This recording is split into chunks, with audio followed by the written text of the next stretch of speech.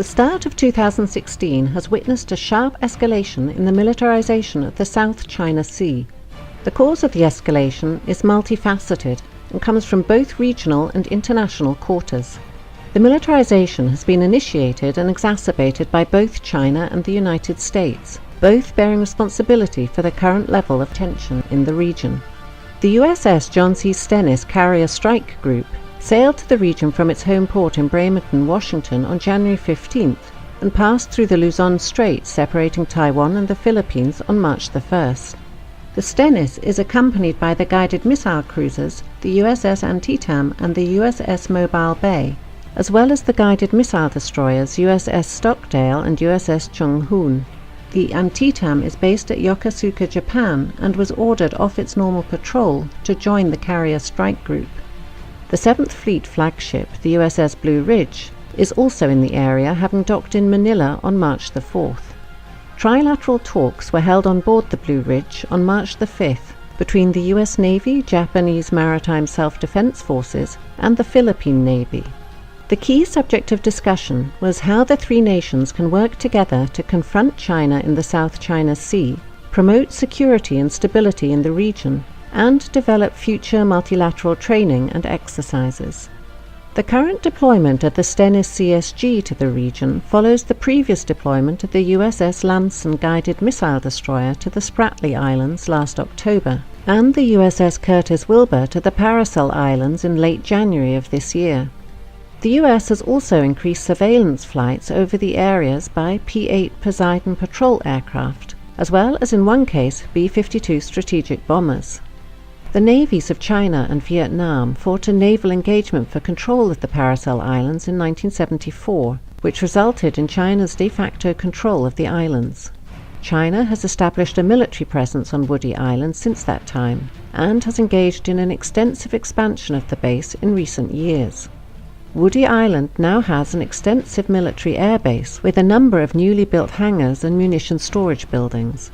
In February, satellite surveillance revealed the deployment of 2 batteries of HQ-9 surface-to-air missile launchers, as well as supporting vehicles such as an engagement radar and the Type 305B ASAR acquisition radar on the northern end of the island.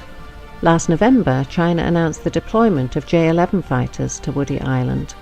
As land reclamation and building efforts on the part of the Chinese continue at Fiery Cross Reef and Mischief Reef in the Spratly Islands, with no signs of slowing down in the immediate future, it will be interesting to see if the US Navy increases the size and tempo of future patrols in the area.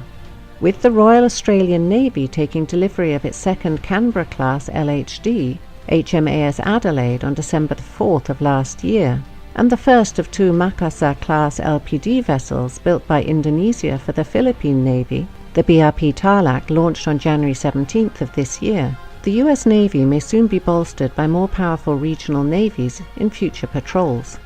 The Prime Minister of Japan, Shinzo Abe, announced in November of last year his willingness to have the Japanese Maritime Self-Defense Forces join the US Navy in patrols of the South China Sea. Australian P-3 Orion Maritime Patrol aircraft are currently flying freedom of navigation missions in the region. It was reported just days ago on March the 9th that the United States and Australia were negotiating the basing of more US strategic bombers, including the supersonic B-1 and aerial tankers, at Australian bases on a rotational basis. The aircraft would be based at Tyndall and Darwin in northern Australia. They would complement US B-52 strategic bombers already based at Darwin on a similar rotation. As the brinkmanship continues, with no signs of either China or the United States backing down, the chances of a military confrontation in the South China Sea, whether calculated or accidental, continue to grow with each passing day.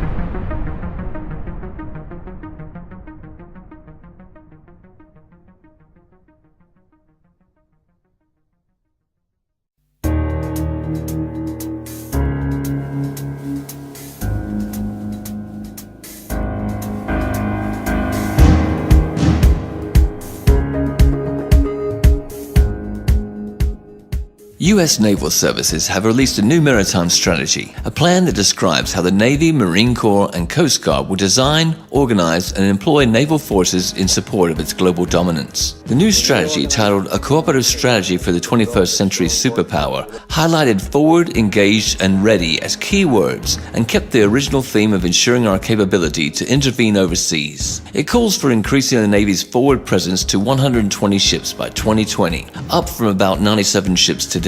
This includes forward-basing 4 ballistic missile defense destroyers in Spain and stationing another attack submarine in Guam by the end of 2015. The Navy is scheduled to increase presence in the Middle East from 30 ships today to 40 by 2020. The strategy reinforces the continued need to strengthen the partnerships and alliances by stressing the importance of operating in NATO maritime groups and participating in international training exercises. The U.S. strategy emphasizes operating forward and making proxies across the globe, especially in the Indo-Asian Pacific region.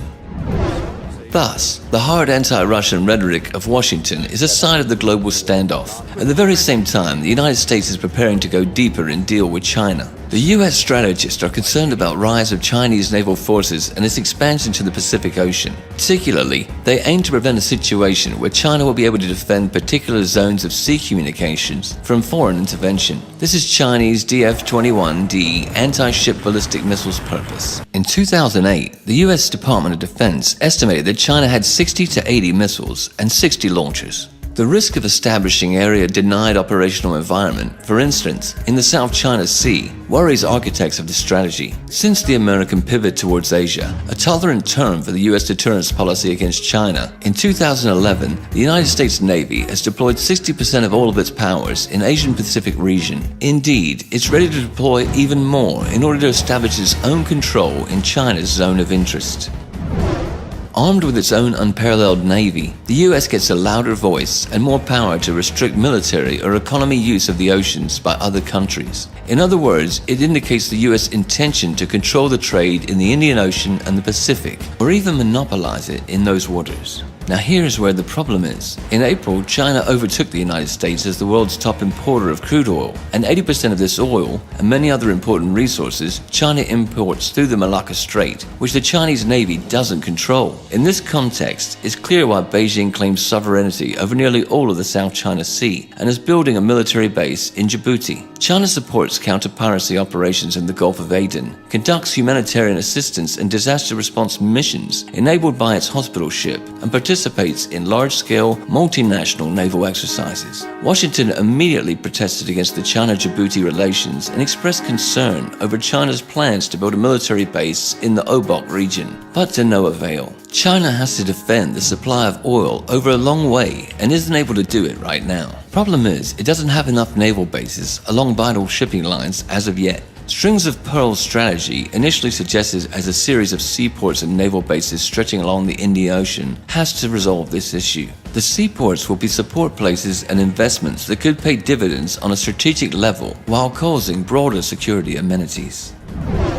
China's naval defense strategy is grounded on the combination of offshore waters defense with open seas protection concepts. The offshore waters defense consists of 2 missions. One is to protect China's eastern coastal area, which is the country's most economically vibrant region. The other is to ensure the safety of the expanding shipping lines that are vital to China's economic growth. Open seas protection concept also has 2 elements. One is to extend maritime protection to waters over 600 miles from the Chinese coast by building supply depots in the disputed South China Sea, trying to conduct submarine activities in the Indian Ocean, and acquiring bases beyond the region. The other is to develop capabilities to conduct non-conventional security operations outside the region, such as naval diplomacy, joint maritime law enforcement, and humanitarian assistance. Compared with the United States, the PLA Navy has sufficient self-defense capabilities, but deficiency in cross-region operations and force projection is evident, though Beijing is trying to change that. On the other side, China's unique geographical location allows it to establish control over its local seas, the Yellow Sea, the East China Sea, and the South China Sea. That is what the United States has accused China of doing in the last 5 to 10 years. The so-called anti-access area denial A2, AD, or the Fort Fleece strategy. This is the real reason for the boiling over for China's island work in the South China Sea. Washington is sufficiently alarmed by a perspective to lose the maritime control in the region and has started the naval force race under an umbrella term of all domain access. Despite this, Beijing is adamant. In June, China said it was shifting work on disputed South China Sea islands from the dredging of land to the construction of military and other facilities. The US containment policy against China includes not only holding of old alliances, but a creating of new. In the recent strategy, Washington pledges to strengthen cooperation with 6 long-standing allies: Australia, Japan, New Zealand, the Philippines, the Republic of Korea, and Thailand, and also lists 8 new partners: Bangladesh, Brunei, India, Indonesia, Malaysia, Micronesia, Pakistan, Singapore, Vietnam. With help of its Asian allies, the US are going to seal off the PLA Navy in South China Sea and prevent its moving into operational space. Further, Washington's diplomatic rhetoric over the long-standing allies, shared strategic interests, and cooperation in Asia, in fact, is aimed at establishing a coalition against China. Despite the fact that the US official strategy is ignoring the Taiwan issue, the island may easily become a flashpoint of ongoing confrontation, and the Western media machine has already set the ground for it. On July 22nd, US magazine, The Diplomat, reported that the People's Liberation Army soldiers were seen running towards a building that bears a striking resemblance to the Japanese-built presidential office in Taipei. During the Series C of this year's live-fire Stride 2015 Zurine military exercises, the magazine argues 2 things. First is that PLA is practicing the storming of the presidential office to bring pressure on Taiwan in the context of its presidential and legislative elections in January 16, 2016. Second is Chinese military has been preparing to invade the island, but the fact should be taken in its proper context. The military drills are a signal not for Taiwan, but for the US. China shows its capacity to solve a Taiwan problem by force, to predict an attempt to use the island for strengthening of the US military presence. Also, aggressive activity of US special services through Taiwan or an economic sabotage threatening it. In other cases, Beijing would much prefer to reintegrate Taiwan without having to resort to force, but by cultural, economic, and political tools. Moreover, it already has a successful experience of lost territories reintegration, Macau and Hong Kong. Another area of the US-China geopolitical confrontation is the Indian Ocean. US strategists, media outlets, and public experts argue India is a rival state for China. Monetary wealth and power growth of both states will result in inevitable clashes between them. According to them, the motive behind the string of pearls strategy isn't in solving the logistical problems of China's maritime Silk Route, but are in encircling India. If established commercial ports will be militarized with the PLA Navy, the concerns about China's influence in the Indian Ocean region empower the US to involve India in the American area of influence as part of a global anti-China strategy. The good news for Washington is India has been actively building a new powerful fleet, including an aircraft carrier group, so it could be a very useful tool. Directly, Chinese and Indian maritime interests face off in Sri Lanka, leaving the Indians' area of influence under the impact of China's economic projects. For Beijing, ports of Sri Lanka, founded by Chinese investments, are a cell in planned maritime infrastructure from South China to Pakistan, a natural opponent of India involved in China's maritime Silk Route. The US will likely use these features to set on fire China-India relations, to use Indian political, military, and economic power to discourage Beijing from adopting its maritime policy in the Indian Ocean. The US's strategic purpose is to seal off the PLA Navy in the South China Sea and prevent its moving in operational space and encircle China by land. In this order, the US holds old and new alliances with nations in the Indo-Asia-Pacific region. The US media machine has already started information aggression against China-Taiwan relations in order to support the rise of Washington's influence on the island. Meanwhile, American special services will try to fuel Pakistan and Sri Lanka in order to make a triangle where the US and India oppose China in the Indian Ocean region. With Washington's support, the tension will also raise in the South China Sea, where Malaysia, Taiwan, Vietnam, Brunei, and the Philippines claim maritime territory. The US naval services will constantly strengthen their presence there in the Indian Ocean, in the Pacific Ocean, while preparing to deal a crushing blow to Beijing. China will answer with its fortress fleet strategy in its local seas by building a powerful Pacific fleet and putting into practice the maritime Silk Route project infrastructure in the Indian Ocean, all the while developing the relations with the Russian Federation in Eurasia. Also, India and China can absorb a lot of profit from the mutually advantageous cooperation. The only thing that they need for it is a mediator to start a constructive dialogue. Russia, which has a good fellowship with both, may become that mediator. This will solve the tensions in the region and allow the nations to go on to further development.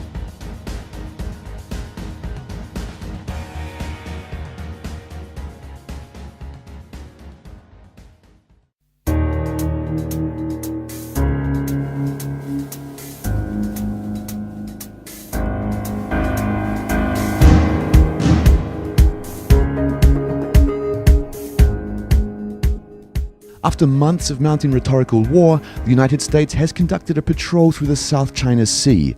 On Tuesday, the guided missile destroyer USS Lassen transited the area, sailing within 12 nautical miles of at least 2 China-made islands. A Chinese guided missile destroyer and a naval patrol ship shadowed and gave warnings to the US warship. Then Chinese Vice Foreign Minister Yang Zhesu summoned US Ambassador Max Baucus, lodging serious representations and expressing strong discontent over a US warship patrol. Beijing's attitude was that the US threatened China's sovereignty and security interests. In turn, Washington has demonstrated with this action that it rejects China's claim that the built islands mark Chinese territorial waters. Indeed, it wasn't the first public confrontation of the US and China. Tuesday's US patrol parallels the response to China's 2013 assertion of its expanded air defense identification zone in the East China Sea. Washington responded by dispatching 2 B-52 bombers to fly through the newly claimed Chinese airspace, defying China's rights to assert sovereignty over what the United States classified as international airspace.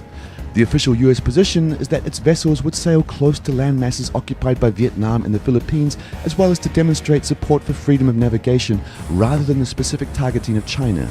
Nonetheless, it's clear that these so-called freedom of navigation patrols will continue. The US regional allies also claiming the South China Sea waters will likely welcome the actions. Despite the rhetoric about a freedom of navigation, the US has pragmatic interests in this region. In the ongoing US-China standoff in the Indo-Asia-Pacific region, the East and South China Seas, the Strait of Malacca, the Bay of Bengal and Indian Ocean, as well as countless peripheral lagoons and bays, a crucial point of the competition. Ownership of a particular island, reef or rock, and the right to name a body of water is more than a question of sentimentality. It is the foundation of many national policy strategies.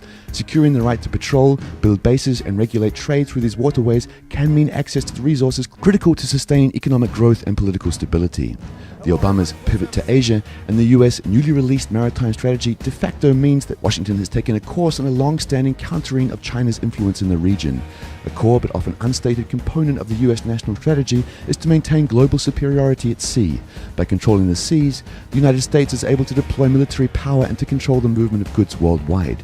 China's maritime strategy aimed to defend its eastern coastal area and crucial maritime routes in the Indian Ocean challenges the American approach. China has already stated continued incursions will lead to more concrete responses. The question now is one of the next steps. It's likely that neither side with contrary maritime interests will find the answer to avoid a crisis even if they did want to do this. Furthermore, they have domestic and international reasons not to step back from their contradictory positions.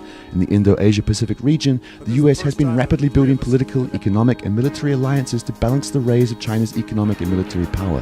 Beijing can't ignore this fact. Thus, both sides systematically move to a situation making possible a confrontation. But firstly, the tensions should escalate into crisis in the South China Sea.